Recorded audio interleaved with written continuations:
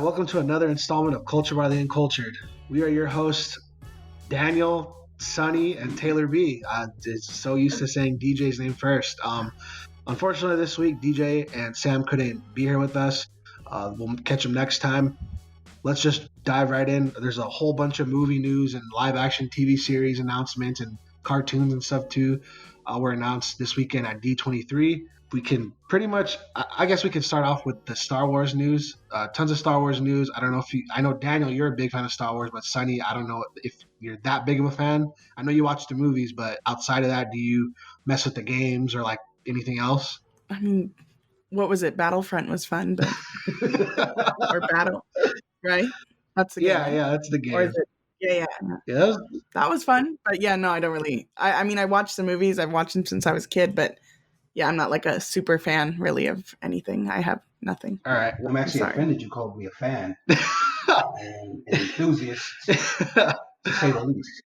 There you go. This is a good choice of words. Well, right off the bat, there's obviously another movie coming out towards the end of the year in December. I believe it's called Star Wars: The Rise of Skywalker. Do you guys have any theories about what the film will be about specifically besides the rise of Skywalker? Absolutely not, because I'm not a fan. Okay. Again, so. If it is what I think it is, I believe you're just going to see the way you're going to see his power really rise. You're going to see him really tap into it, I guess, or something new is going to happen. But when you say him, you're talking about old boy with the scratched up helmet, or are you talking about Rey? Old boy with scratched up helmet. What is his name? Kylo Ren. There you go. Okay. The crybaby. There you go. All right. Yeah, at least that's what I'm hoping for. I really see him like really tap into his real power because for the most part, Ren's been whooping butt out here. Yeah. And she's been tapping in more of the power than he has. So that's what I'm really hoping for. Take another step forward. Do you think that there'll be a death at the end of this one? Like one of the two will be defeated? There better be, because I'm tired of this dichotomy, man. Something needs to happen between these two. Oh man. Also, I think at D23 they released like official ages for all like the different groups of Star Wars movies. So for like episodes 1 through 3 and like the stuff around that, episodes 4 through 6, the stuff around that, and then finally 7 through 9, the stuff around that. I believe it's the Age of the Republic, the Age of the Rebellion, and the Age of Resistance. And it covers the movies from those time spans as well as shows and things like that. That's pretty much it for those movies. I mean, we'll see what happens next. I'm from the trailers that I've seen so far, it looks like it'll be pretty good. The action hopefully will be amped up. I mean, for me, Star Wars is I might get killed for this, but Star Wars for me is more about the lightsabers than anything. I don't care about the talking. I don't care about the laser blasters. I don't care about the ships. I want to see some lightsabers. That's what I want to see. And if they're not moving around all crazy, then I'm just like, I might as well be watching episode 4 all over again. So, wow. No, I do want to say, you guys don't think that Rey could possibly be on the dark side with the red lightsabers and in the trailer? The black robe and the red lightsabers? It's possible. Do you think it's just to trick us? Sometimes I feel like she's gonna tap into it and then she's gonna try to pull back out. Because you've seen Jedi before when they finally learn how to harness their power. A lot of times if they're not ready for it, they actually jump into the dark side really. We saw that in the last movie when she was on that island with Skywalker, how she went directly to the dark side. She didn't know what was going on. Do you think Kylo might come to the light side and she'll go to the dark side, like a switch? That would be maybe? Super interesting. Does he know that his mom died? Feminism will never let that happen. She did not die. She did not die. Oh, I mean the actress died, so I wonder what they're gonna do about that. She's in the movie supposedly. I'm think they're just gonna use like CGI and they probably have old frames and stuff of her face, which makes that kind of easy. So they just really need a stand-in and then just pretty much put her face over whoever's standing right there. I wonder though, because I know in the last movie it was about, or he was like his like final kind of like breaking the barrier of the dark side was like, oh, kill your mom and then like you'll be here or whatever. And then like he did the technically he did the mission, but then like he just didn't succeed. So I mean, who knows? I mean, Kylo it'd definitely be interesting to see Kylo go over to the light side and Rey switch up because like maybe she's out of control or something. Well, she has to figure out who her parents are. That's true too. But I feel like that was the message from the last movie was it doesn't matter who your parents are. This is about you. But I feel like that is an open plot hole that they've got to do something with. In the world of Star Wars, it definitely matters who your parents are. Yeah. If she comes out and says, "Oh, my parents were the leaders of the dark side army," yeah, I'm on the wrong side here. Yeah. Not only that, and then the Snoke thing too. I'm sure people are so curious about that. Like, he just died and that was it. What did Kylo say her parents were? Or no, yeah, Kylo said. What did he say? He said her parents were nobody. Didn't he? What did he say? What did he say? Like a alcoholic or something? Or what did he say? Just trade people. I think he was like trying to like talk shit to her and like talk down. No, but I just wonder, like, what if like they were good people, like light side, let's say. Oh yeah. And then she realizes they were really bad people, so she says, "Fuck the light side. I'm not on that side." Oh, you mean like, and switches up. Like essentially like he kind of put like a poisonous thought in her mind, and then like that essentially kind of like corrodes her or thoughts. She finds like, them. She changes sides because of that little thing he said, that little seed he planted. No, I imagine she goes and finds them or learns about them more about them, Mm-hmm. And then one more theory. I know I said I didn't have any, but I just just thinking, what if the Rise of Skywalker is actually Leia? Because then she had some powers in the last one, right? Yeah, super unexpected. I mean, I really don't think it would be, because I think everyone would be disappointed. But I'm just saying, maybe. She's still alive in the series? She didn't die. Remember, that's what he just said. And then she went into like she went into like a coma. Yeah, I thought she died, but the actress Carrie Ann Fisher, she died, but that's what I'm confused. Yeah, I think that's where we all were. The character is still alive, and she was in the trailer, so I don't know what they're gonna do with that character. Well, maybe they shot it before she died. That's because they shoot these way out. That's true. Maybe her scenes might have already been done. That's very possible.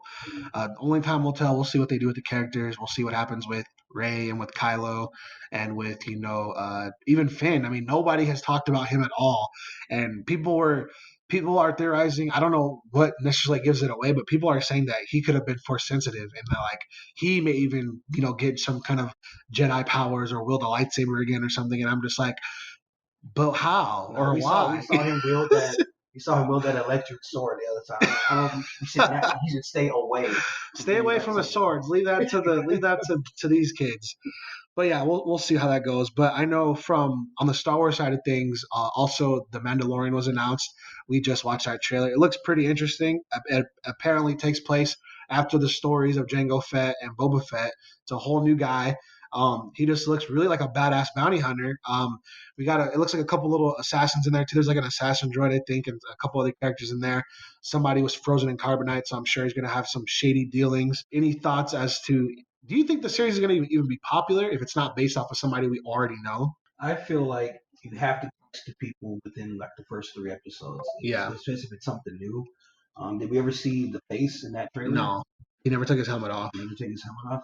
Maybe it's a woman, but that'd be interesting. That'd be a super huge turn of events, just because a lot of people would probably assume or associate a badass bounty hunter with a man. Mm-hmm. And if we turn around in like episode 3 or 4, takes off the helmet and it's a woman, it's gonna be like, oh shit, this is a girl. Everybody gonna watch.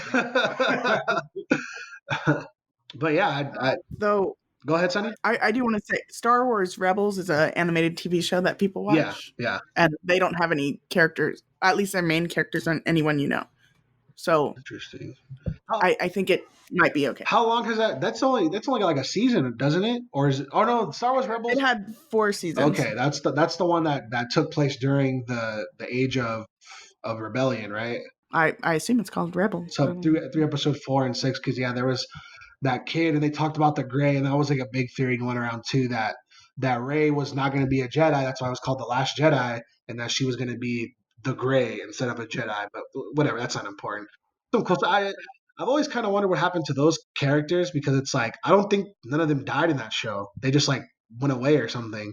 So I'm curious as to like, why aren't you helping? You hear all this calamity. Where is your ass at right now? We need you, but maybe they're just not so focused, so they're kind of off doing their own thing. Oh yeah, absolutely. It just kind of reminds me of like I don't know if you guys ever heard of the old game for Lord of the Rings, The War in the North. No. It came out years ago for like, I think it was for like an old school Xbox 360 release. Oh, the original Skyrim. And well, basically it was just like a story about like what happened in the North when Lord of the Rings was going on, what was going on in the North, and basically it was a elf that knew magic, a man and a dwarf. They went on their own separate adventure to like basically fight hordes and hordes of enemies alone in the North. So like, so instead of the North joining and helping out with the dark forces, they pretty much handle that themselves. I mean, for one, the world is a big place, so you can't expect everyone to be a part of everything. And then Star Wars is on separate planets. There's a whole bunch of shit going on. Galaxies and all that. So, yeah. Oh, definitely. Though, I'm gonna backtrack. Oh, yeah. What if Finn is? This is only because there's really not that many black people in Star Wars. True. What if he's like Mace Windu's kid? That would be why maybe he has a Force in him. That was also a theory. I've heard that one too, because I think something like Samuel L. Jackson pretty much said that he is alive, that Mace Windu is alive, and then what's the guy's name? That George Lucas says that, all right, confirmed, and they were like, oh shit, Mace Windu's alive still, like, so somewhere out there he's running around burned in fucking one hand, so it's definitely possible. I assume he hasn't been confirmed as a cast in this new movie though. No, I don't believe so. They gotta walk around looking like. So then probably not, but that would be why he could do it, possibly. That'd be definitely interesting if it's for the same race. That I know Mace Windu. The thing that I loved about his character the most was his strength augmentation using the Force, because his people are less susceptible to falling to the dark side than like other species. So he's able to tap into things that make you faster, make you physically stronger, and just not be overcome by the dark side and just fall off the path or whatever. Mm-hmm. So he had great scenes. I remember in the old cartoon Star Wars: The Clone Wars, great scenes. He was the reason why a lot of people were like, man, why was General Grievous coughing so much? And if you watch the cartoon, you find out that Mace Windu actually did the Force choke to his chest that like collapsed like the rib cage around his heart. Yeah. And that's why General Grievous was coughing the whole time. It was a great series, and he's a great character. I wish we could see him again. That'd be awesome. I hate how they gave the black character the purple lightsaber, but that's a conversation for another episode. Moving on from there, as far as Star Wars news is concerned, there's a new show for Star Wars coming out too. Isn't there a new animated series? I have no idea. Dang it, I should have probably pulled that up before. I believe there's a new animated series coming out that's supposed to take place before the events of the Force Awakens, and like supposedly it ends before the Rise of Skywalker. I have to look into that again. I forget what it's called. I'll be looking at it while we're talking probably, and probably backtrack that at some point. But moving on from Star Wars is a great series. We're all fans of it. Real quick before we move on from there, Star Wars, the Jedi Fallen Order, a new game coming out. Sure, we're super excited to play that game. Looks like it'll be fun. The controls look pretty dope.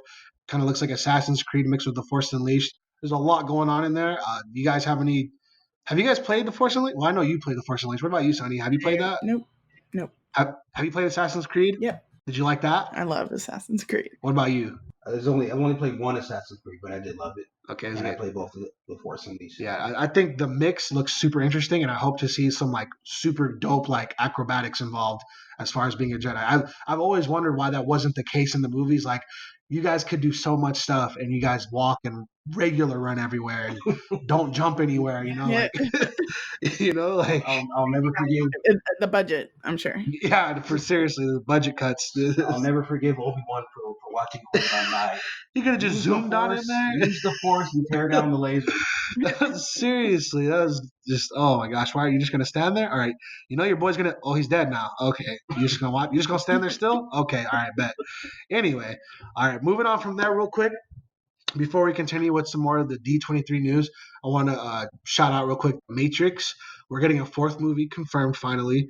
With that being said, Neo is coming back and Trinity. I don't know how they're coming back, but apparently they are.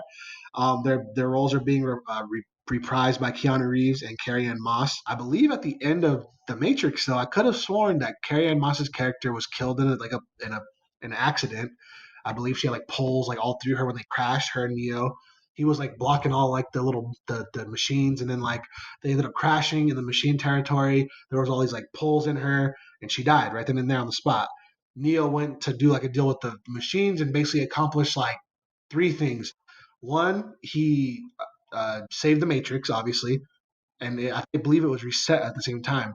Two, he let Mr. Smith win, And then 3, he defeated the machines because he allowed Mr. Smith to like poison their system and all that. And then, setting off a chain of events that, basically saved their Zion at their world or their home, and defeated the machines at the same time. So I don't really know how this new movie is going to take place unless it's going to be like a soft reboot, sort of like X-Men First Class, in which case I could see like maybe Neo and Trinity come back in the Matrix, and then it's like they're trying to find them, and then like this whole kind of adventure starts over because like the Matrix is reset. Maybe Neo didn't actually accomplish the mission, and this is just what has been happening this whole time. Neo thinking, "Hey, I saved everything, and I changed things so that it's not just going to be a cycle."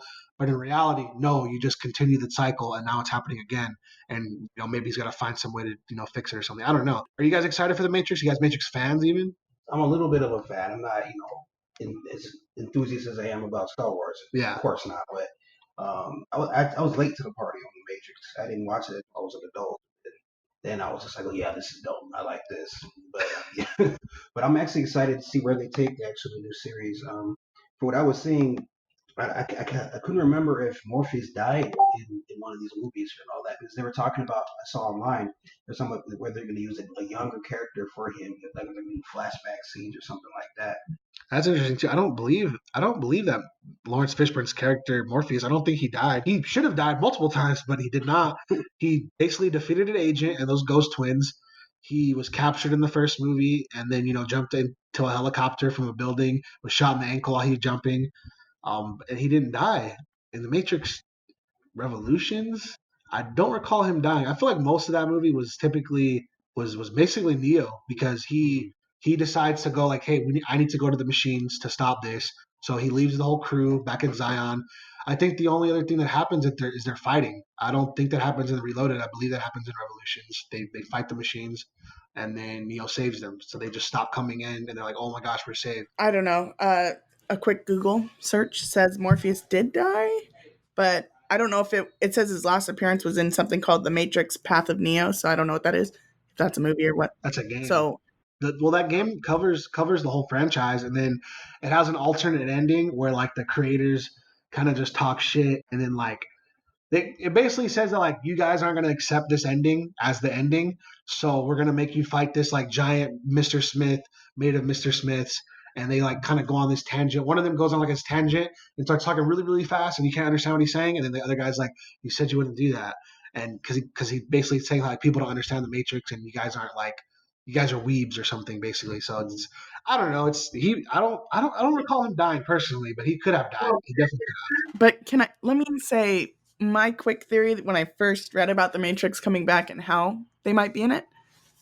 You don't think that the Matrix could like recreate them, do you? Well, that's what I was thinking. But when I said that, because if people think they're their heroes, I mean, they could use their image to say some kind of false message or whatever the computer wants them to think. That's true. Well, because these are your heroes. That's what I was thinking more of, like their physical bodies, their digital bodies coming back, and then either their digital bodies coming back or Neo having to come back and save the Matrix again because the cycle thing and all that stuff. But I don't know. It's super crazy. It's a mind bending franchise, and I'm sure it'll get a hell of a lot crazier in the year 20 whenever it comes out. So. It's a lot of crazy stuff going on already in that movie. It's hard to understand it now. There's all kinds of theories about that franchise. I mean, moving forward with all the craziness that's happening in the world now, it's probably going to be even more mind bending and just be like, I need to smoke a hell of a lot of weed before I watch this. But I guess that's about enough of the Matrix. Moving on from there, back to D23. A lot of Marvel announcements have been made, and tons of Marvel news.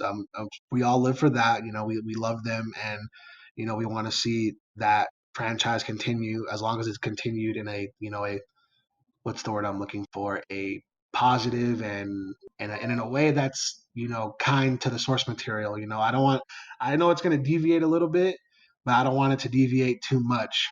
Anyway, that being said, first and foremost, there is some bit of bad news in the MCU that's going on. Spider-Man and his parents, Disney and Sony, are not getting along very well. So it looks like we may be missing out on our neighborhood Spider-Man, our friendly neighborhood Spider-Man may be gone from the MCU. What do you guys think about that? Man, I'm so tired of this drama. It's disingenuous to the fans. Like the number one objective should be the fans, not any money issue that you got going on, Yeah. money disputes and all that. We've gone through how many Spider-Mans now? Different characters because of this issue. We've gone through how many reboots of Spider-Man? They're leaving all kinds of money on the table just for this money, for a money dispute. Go figure. Yeah. So I can't.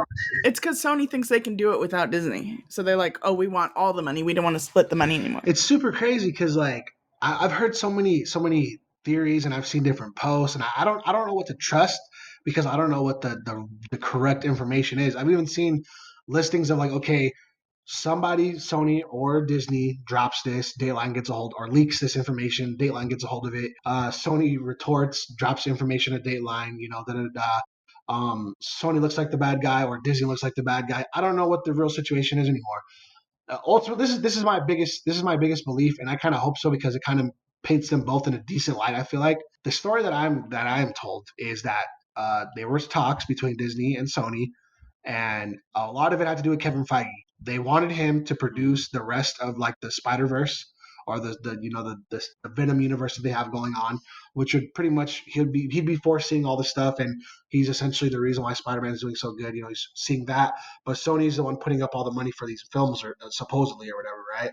So with Kevin Feige obviously already being involved with Spider-Man, obviously being involved in all the MCU movies, now you want him to produce all these other films that you guys want to add that are not a part of the universe he's working on, and he's a very busy man already as it is. So I guess the what was brought to the table was instead of doing you guys get all the money from, so Disney gets 5%, I believe, from ticket sales, and they get all the merch sales, so like they get all that money.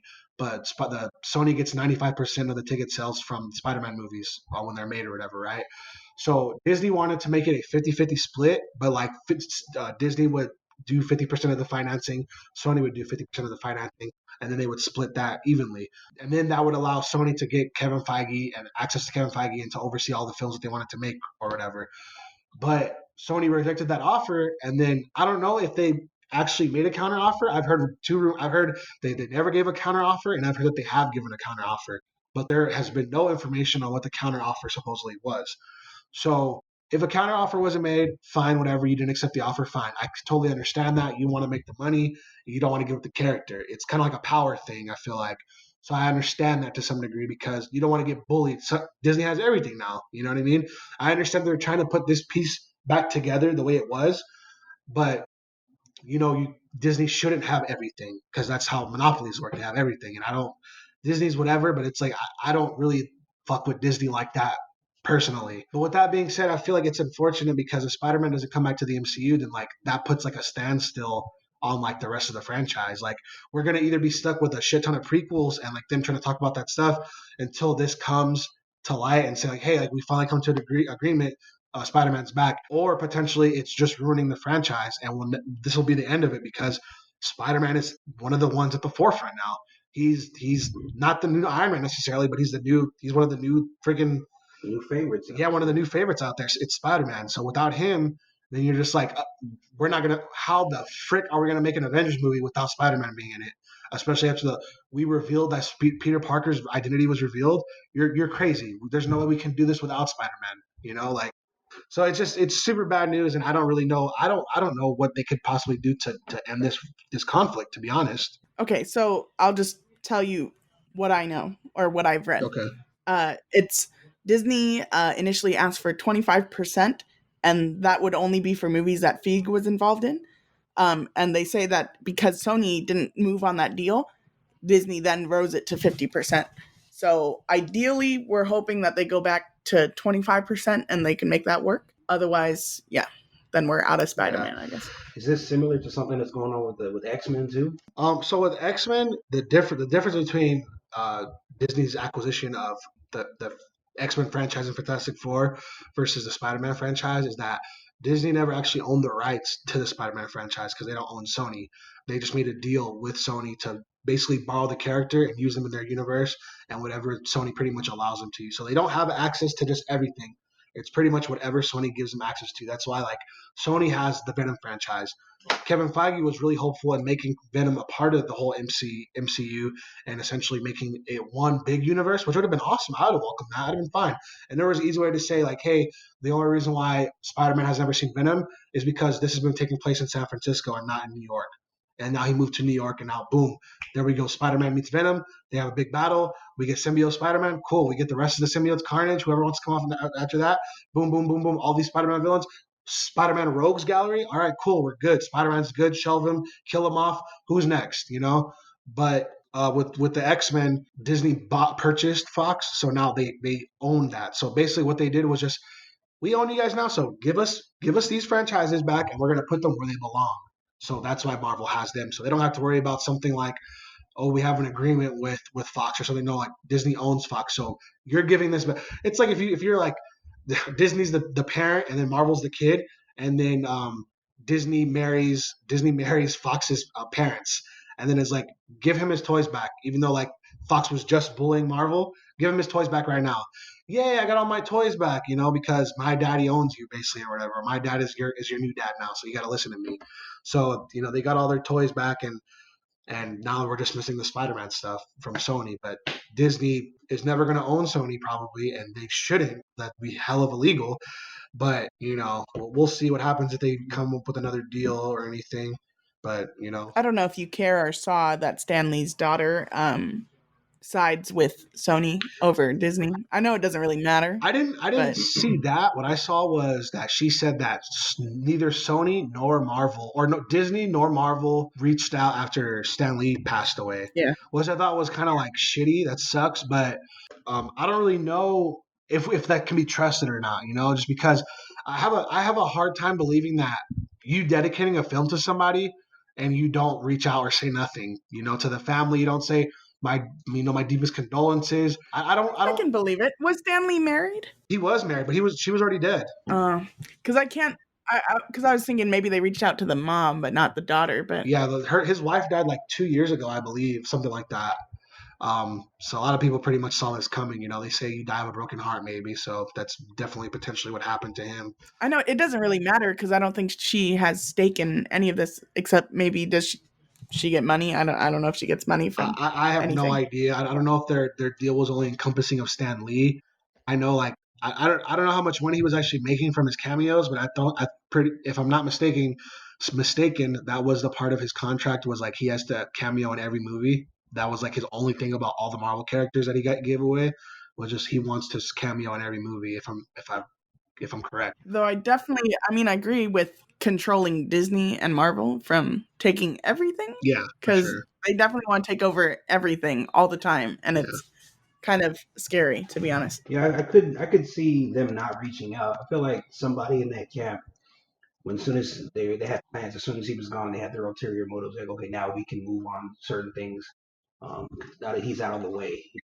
That'll be the one big piece that we have to move out. Yeah. Well, I mean, the thing about Stan Lee is he didn't own anything anymore as far as like those characters are concerned. Like the rights to like the way they're portrayed in films or stuff that's up to like the producers and the filmmakers themselves, and I guess Disney technically.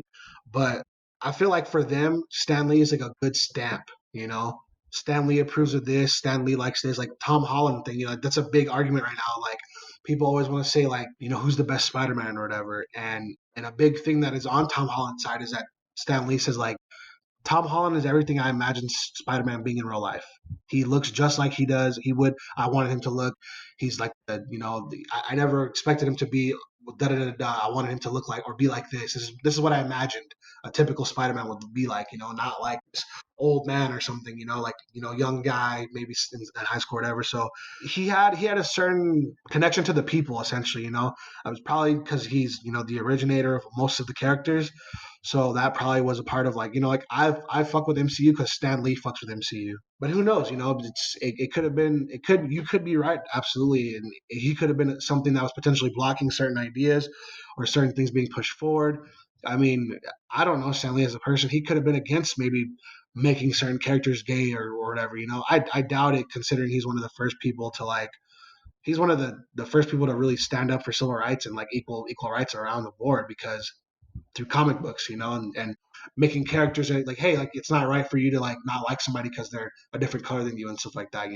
I mean, X-Men was basically was based off of Malcolm X and Martin Luther King, so he was definitely progressive in his thoughts. So I can't imagine what Marvel would have gained from him dying specifically, but I mean that's I an mean, interesting more theory. like how we kind of hinted at it, using some of the characters making them gay or Changing them in some way. changing them in some way, changing their agenda for the Yeah. actual character. And sadly, could have been like, no, this is how I created it. This is how we need to.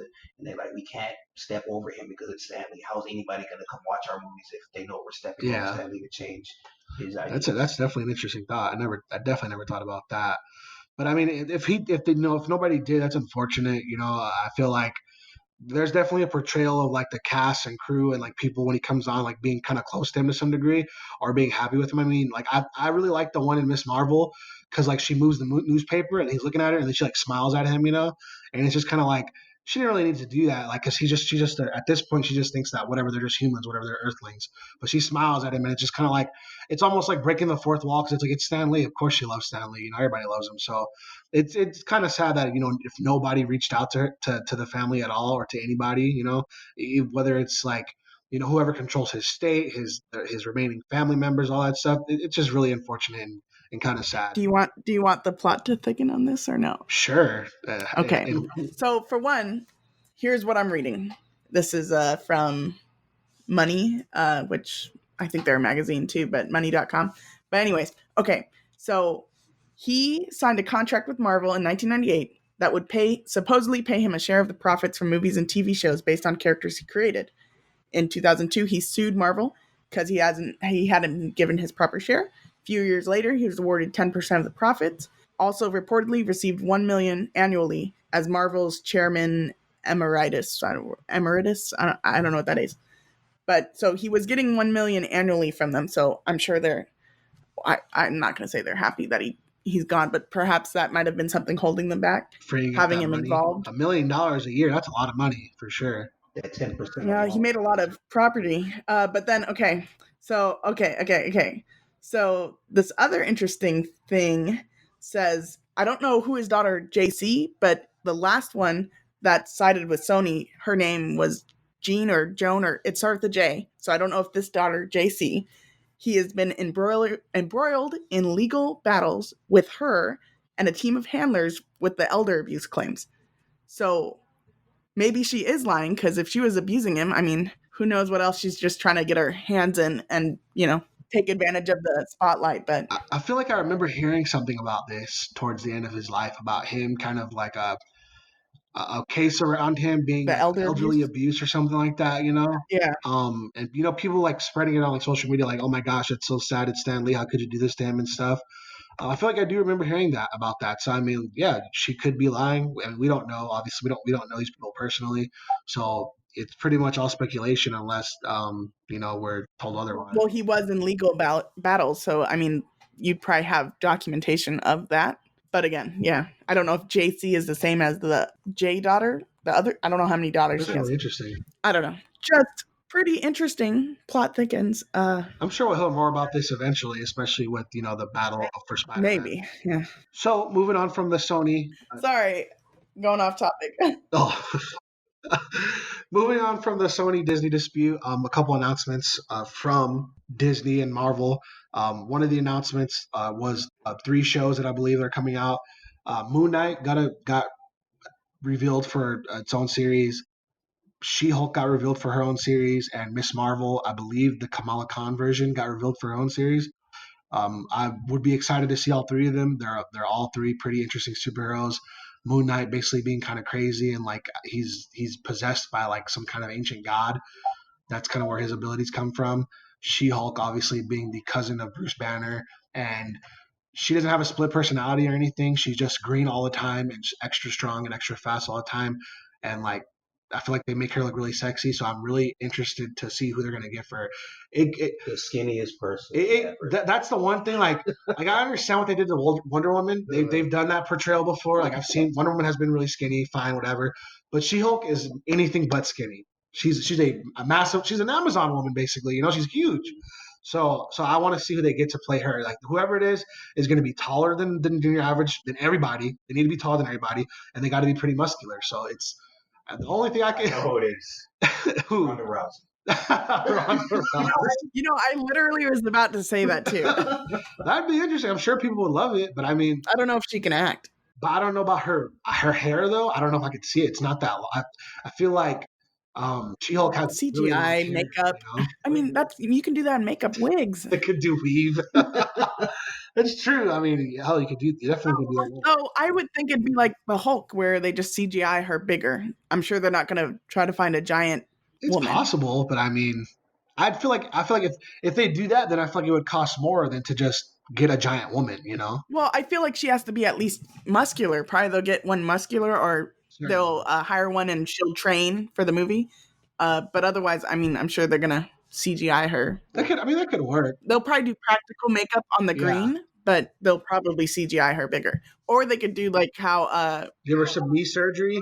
well, no, like Lord of the Rings. You know how they angled the cameras to make the hobbits look small, but they didn't actually use it. That's true. I mean, they could do that shit Well, if too. they use Cyborg, they wouldn't have to depend any of that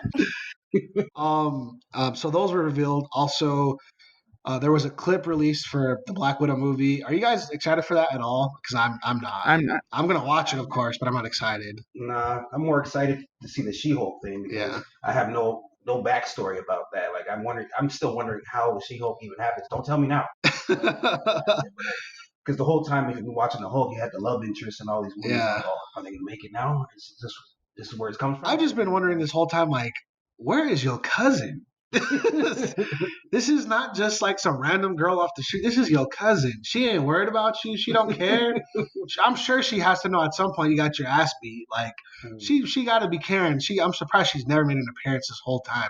And I wonder if he's gonna make an appearance in her show. That'd be awesome. I'd pay to see that. I mean, all this stuff is getting released on. I feel like he has to. Yeah, so, like all this stuff is getting released on the Disney Plus streaming service. So. I mean, it's only $6.99, and I wouldn't mind paying that over like Netflix. If honestly, when this comes out, there's a good chance I might get rid of Netflix or Hulu. Just depends. I feel like Hulu has more options, but Netflix is probably getting up out of here. I'm sorry. I was Netflix already. I can't. I watch BoJack, so That's not on Hulu? It's on Netflix. It's Netflix original. I think they sold it to or TBS airs it now. Okay. So maybe you'll get all ones. I don't know if you get the whole season. Interesting. But I gotta watch my BoJack. That's supposed to come out later this year. I know you guys don't care about BoJack, but later this year it was confirmed. Interesting. So. Just saying. So those three were revealed. Like I said, the Black Widow, a little clip from that came out. Next we got Black Panther was revealed for, I believe you said May 6, 2022, right, Sonny? Yeah. So I'm sure we're all excited for that movie. You guys have any? I don't know if you guys know much about Black Panther. One theory that I've heard, and I don't see why it wouldn't happen, is a Namor reveal. Ryan Coogler's still writing the script for it and everything. There's kind of really nothing set up. I'm a little bit surprised, to be honest, that all these other movies are coming out first before Black Panther 2, considering that, like, we kind of need a new big 3 movies to come out. Like, Spider-Man just came out and it already came out again. So Black Panther came out, last year, and I'm surprised it's 4 years in between the movies. I feel like it's a long time personally, but I mean, hey, who the fuck am I, right? Anyway, I'm excited to see it. I want to see what they have to offer us. I can't wait to see the new technologies. He's probably gonna get a new suit and all that. I'm here for it. I mean, the whole Wakanda thing was like a big buzz, and I can't wait for Black people to reunite again and Wakanda forever it up. Like I'm here for it. I'm excited. I'm ready. Who was gone during the 5 years? T'Challa. And who else was gone? His whole family was gone for those 5 years. His whole family? What kind of statistics are these? Like his whole family? His mom, his sister. His mom and his sister? His mom, sister, and himself. I'm just saying 50%. Like there should be at least one person there statistically. Yeah. Conspiracy theory. The general of the I forget what the warrior woman tribe thing is called, but she was there. She was, I would guess, leading. She was in Endgame. She was leading the forces of Wakanda while in his absence, and of course he came back. So I am curious as to see how that may have affected their world, because Shuri was the brightest mind in the world. So I wonder in her disappearance, who kind of took over in that stead. Well, do you think his love interest woman came back? What was her name? Her real name Lupita Nyong'o, but I don't No, remember. but her character name. I don't remember her character name. Nobody remembers her character. But maybe she Especially came because back. she wasn't. I feel like because she wasn't in Endgame or Infinity War, like it's kind of like it's one of those things where it's I like, feel like it started with an N, didn't it? it might have. I'd have to look it up. I can't remember, but I mean, M'Baku was inside Infinity War. Why the fuck would you put his love interest? She fights. She's a fighter. Shuri was in it. His love interest could have been in it. Not even what's his face? The guy from the River Tribe, or whatever, with the shield and the rhinos. They weren't in it. Why not bring the freaking rhinos out? Why did you guys not call the rhinos? What's wrong with you? Basically, that's what it seems like. You guys just had a civil war. Now you're fighting a world war. All right, it's you don't have the funds for it. I get it. I get all it. those extra heroes you saw in that little 30-second clip of them all coming out, that was your rhino. There was your rhinos right there. We don't have the rhinos. We have these guys instead. But I mean, like I said, I'm here for it. I'm excited. I can't wait. I can't wait to see what they have in store for us. I'm excited to see. I remember Kendrick Lamar said he was actually interested in being a villain in the next movie. I heard things about Childish Gambino. I heard Michael B. Jordan's going to come back, probably as a ghost or whatever. So I'm excited. I want to see Black Excellence. Well, in the little spirit realm that they have, because he part of it now, okay. He could come back that way. Get all of them in there. You have 4 years. Seriously, it's a long time for a movie to be made. Moving on from there, I believe that is it as far as like the Marvel announcements and the last but not least, real quick, just today I believe it was announced. Kit Harington, the guy from that show some people like, Game of Thrones. He's going to be playing the Black Knight, and he's not going to be an Eternal, but he's going to be in the Eternals. I believe everybody's character was revealed. Angelina Jolie is going to be the warrior Athena. Richard Madden is going to be Icarus. Gemma Chan is going to be Cersei. Salma Hayek is Ajax. Brian Tyree Henry is Phastos. Barry Keoghan as Droog. Kumail Nanjiani as Kingo. Leah McHugh as Sprite. Dong Seok Ma as Gilgamesh. And Lauren Ridloff as Makari. About the Eternals, to be honest, I don't know much about them. I have seen different comic books, like covers for them for a long time, and like different characters from them and like different stories and stuff. I never really knew who they were. They tend to be in like from my experience with them, I would like maybe meet somebody that was a little bit older than me, or not a little bit older than me, but much older than me, and they had old comic books from when they were kids. And then somebody from the Eternals maybe cameoed in that, or they might have had like, most of the stories about the Eternals or something. So I've seen these like images and like Celestials and the Eternals and all that, but I have never like explored or dove into like their realm and understanding those different entities and like who they are. And like, I know they're pretty much all of them are all powerful, in some way or form. They're essentially, without, I mean, like if mutants are like, if you can compare, mutants would be like regular people and they're gods. So like, their mutants are also like kind of like an offspring for them, I believe. It's something having to do with like tampering with the human DNA. Mutants aren't just, a random genetic byproduct of, random genetic mutation. They are actually the cause of someone's scientific experiments. So it's going to be interesting to see this play out and how it'll affect the rest of the universe. I'm sure we'll hear about the blip in this movie. We'll maybe hear about like, hey, like why the fuck, like this happened? How did you guys let this happen? How did we get all the singularities? How did somebody collect all the singularities and we didn't do anything about this or something? Probably going to be some big civil meltdown or whatever. People fighting each other. That used to love each other or something. But only time will tell, and we'll find out what that's all about. I'm just ready to see Angelina Jolie kick somebody's ass again. That woman for a long time was my woman crush. And I'm glad to see her back in the saddle. So you skipped over Salma Hayek. Well, you know what? You're right. I'm gonna stop you right there because Salma Hayek was probably my crush before Angelina Jolie. Angelina Jolie didn't really start till Tomb Raider, and I was like, man, she's really beautiful. But Salma Hayek, the earliest I remember thinking she was hot was when I saw her butt cheeks in the movie Wild Wild West. What the fuck? She kisses Will Smith and the other guy, she kisses them goodnight. And then she turns around, walks to like the other train car, and like the flap is open, so you see her butt cheeks. And I'm like 6 years old, and I was like, ooh. So now we're gonna talk about your childhood. We're gonna talk about this. No? We said we would.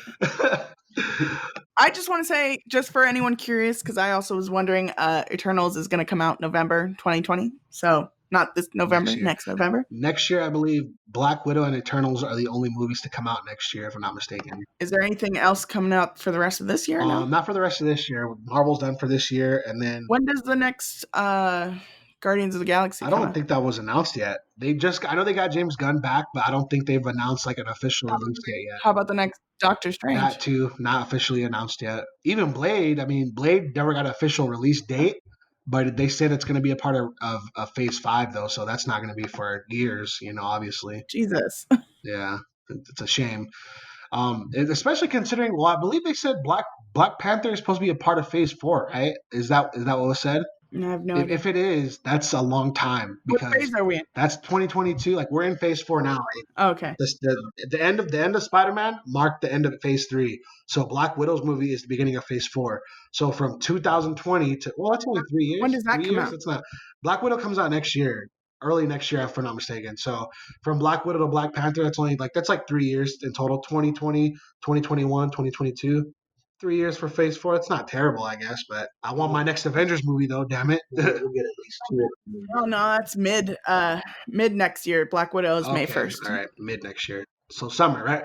Right for the blockbuster of the summer. Probably not though, but we'll see. All right. Last but not least, let's just wrap it up with some of the albums that have come out to this year. Wait. Before we get into music, I also want to say something too, really quick.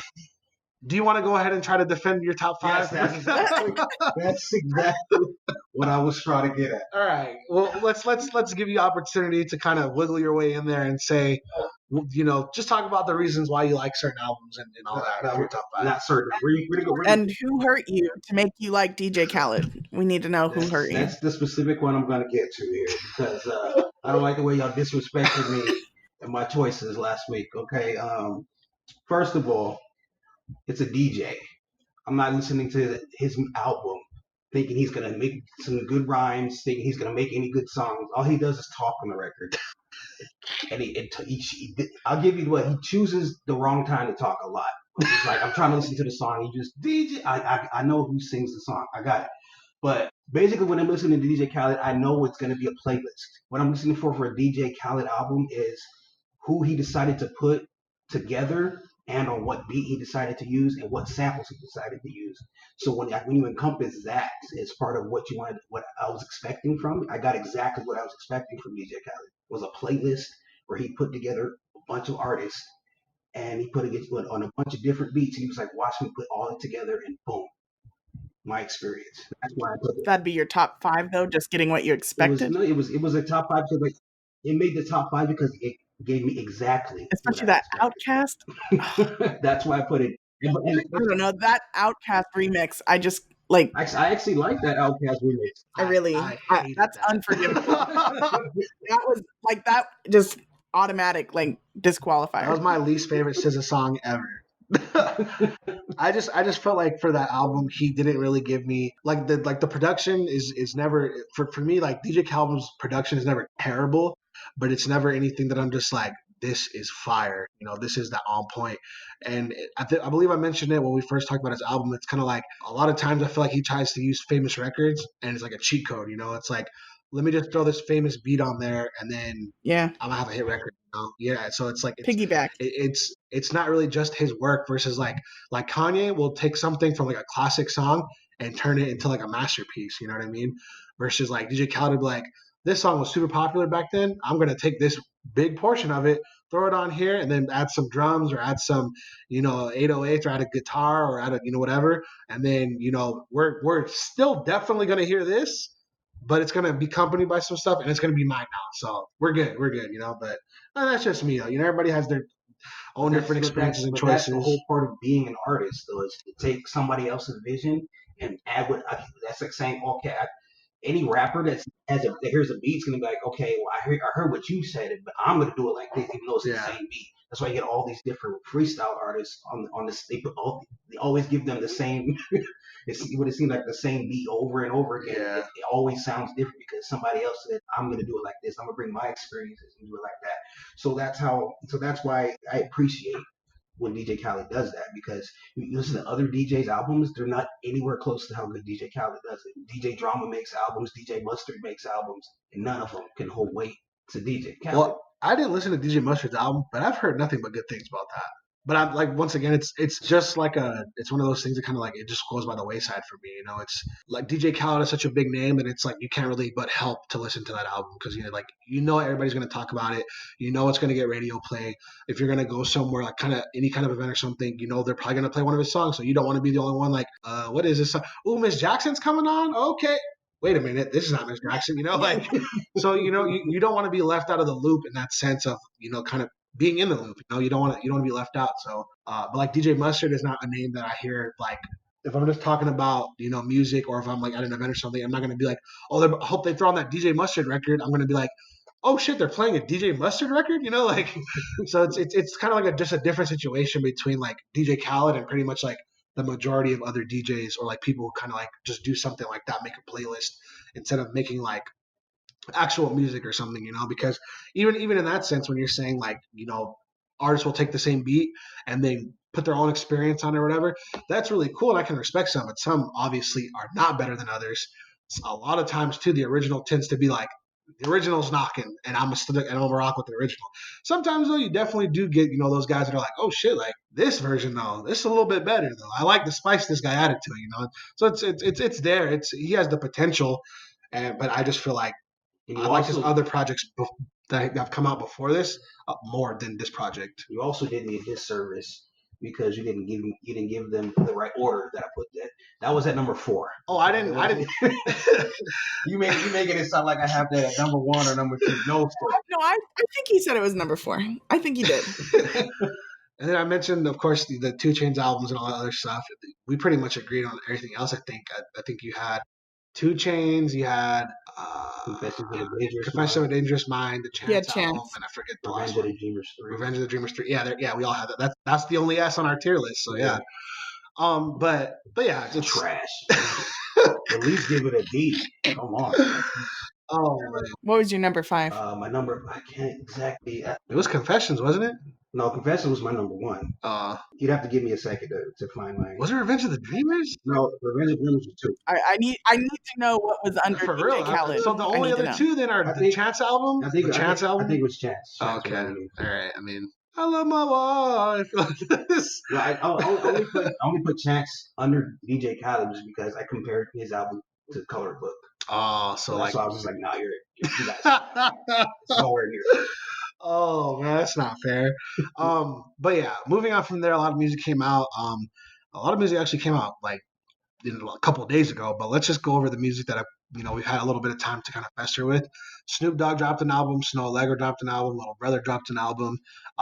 I don't think we talked about the Young Thug album when I fuck with it surprisingly. Who else? Quality Control dropped an album and ASAP Ferg. ASAP Ferg, yeah, there you go. I'm gonna just break all those down really fast and and just kind of give you guys my opinion just so that it goes by faster because we're kind of running out of time. ASAP Ferg, I definitely have heard better from him. I really wish that I kind of wish he would have just kind of took some influence from his past work. I know that as an artist you want to evolve and create new music. I can kind of hear some of the experimental beats that he has. It sounds interesting. He has a song on his album called Butt Naked. And it was just like his cadence wasn't really good. And then he just like he goes into like this really dull cadence. And then it's just like he says like 3 or 4 words and then he pauses, 3 or 4 words, and then he pauses, 3 or 4 words, and he pauses. Butt naked, butt naked, butt naked. And I was just like, dude, this song sucks. Like, he didn't really hit us with anything this time, and I feel like in his old past projects, he's kind of given us something from himself, like something that's more personal, whether it's talking about his uncles, talking about his personal life, it's talking about, his friend dying or anything like that. Like, he tends to give us a part of himself that is not necessarily highlighted as far as, like, the mainstream, like, music scene, but he gives us a part of himself, and I just didn't hear that on this album. I didn't even hear, like, the hypeness of, like, his last albums, like Always Striving and Prospering, Trap Lord, the album that came out right before this one, they all had songs on there that were like slapping and just like you're gonna hear this at a club, you're gonna hear this at a festival, you're gonna hear this at a party. It's the turn up song. he just didn't have that on the track. Like you can hear that he tried to make him, or he tried to make them, but it just wasn't clicking right. And I really hope that he follows this up with another project soon. It's short, so I don't see why there's no reason for him to not follow this up really fast. All his other projects were more than 10 songs. This one's only 8 tracks, I believe. So I kind of hope he just comes out of the gate right after this tour is over, just comes out, ready to freaking make some more music. Snoop Dogg really fast. I listened to the album, and I guess I just wasn't in the right mindset for it, and I didn't like it at first. And then I listened to it again the other day, and I was just like, this is a really well put together album. I was telling Daniel before that I really love the Snoop Dogg like gangster stuff, the West Coast stuff. Some of his little smooth jazz and R&B sound is cool too, but I like more of the gangster stuff. This album had everything. It had the gangster stuff. It had the smooth sound R&B jazz. It had wisdom, actual wisdom. He was literally talking about us being slaves. He was talking about us being misinformed. He was talking about the worst song on the album, probably "New Booty," where he's for whatever reason he was talking about getting raped in prison. He had a song with Nate Dogg. Sorry, with Nate Dogg, which I thought was beautiful. He had a song with Wiz Khalifa and Russ. I thought like all the features he had on there were well put together. Like I said, the music was all well put together. The songs were great. I enjoyed every single one of them. I guess it's one of those albums where I just have to be in the mood for it. It's pretty good travel music. I can't necessarily imagining listening to it at like a party or something, but like you're lounging, you're relaxing, you're chilling. Trying to be south. You're drifting. That was a good song too. What was One it? Blood, One Blood, One Cuz. Yeah, that was a good song too. Like unity and stuff like that. He did a lot of like good like preaching information and trying to give understanding. And I know he went on Breakfast Club and he talked about having forgiven Suge Knight. Him and Suge are cool. He believes that Suge Knight should be free from jail and stuff like that. He's definitely an interesting character, not the person he was, 10, 20 years ago by any means. Snow Allegra, she had dropped an album, Those Feels Again. Thought it was pretty good. It's one of those like slower albums. I don't think she really had any features on that album at all, if any. I like it, but it's not something that I can imagine listening to time and time again. I know she had dropped the track "I Want You Around" before. I like that song, and off the album, I also enjoyed. Hold on, I got it right here for you guys. Give me just a second. "Find Someone Like You." I thought that was a really good track too. I enjoyed both those songs the most off the album. But like I said, it's just not for me. But go ahead and check it out. She's a pretty good singer, and I'm sure I feel like she would be more of a have more feminine fans. I think the ladies might like her music a lot. Little Brother, of course, also dropped an album, and it's been years since the last Little Brother album came out. I know like there was a trio they broke up. Two of them came back together to make Little Brother make a new album. The album's good. It's really good. It's just good old fashioned good songs, good rapping. It's not about no bull crap or no garbage rap. It's all about like good messages and rapping good, rapping well. Really showcasing some talent and skill. My only gripe with the album though is all the skits. I'm not here for the skits. I'm here to hear you guys rap. You know what I mean? I understand you guys have like this kind of movie that you're going to portray when you're making an album, and I understand that in a lot of albums there are skits, and you're going to have to get your message across somehow. But for this album, I just feel like there was one too many skits. With a little bit less, it could have been done, or maybe putting parts of the skits in front of the songs, and then just leaving out the tracks that are just like, this is just a skit. That's it. Nothing else. But overall, I thought it was a dope album. And then Quality Control, I listened to like 3 songs, and then I realized, oh, this is what this is going to be. This is trash. Migos, Lil Yachty, Gucci Mane, T Grizzly, a bunch of those style of artists. Nothing good can come of that, and nothing good did come of that. Nobody's talking about it right now, so why am I talking about it? As Snoop Dogg said, he got it right. Go ahead, Daniel or Sonny, which one do you guys want to go? Well, yeah, I'll just piggyback off a couple of ones that you were talking about with the whole Snoop Dogg thing. When you first initially told me you hated the album, I was just like, whoa, what are you talking about?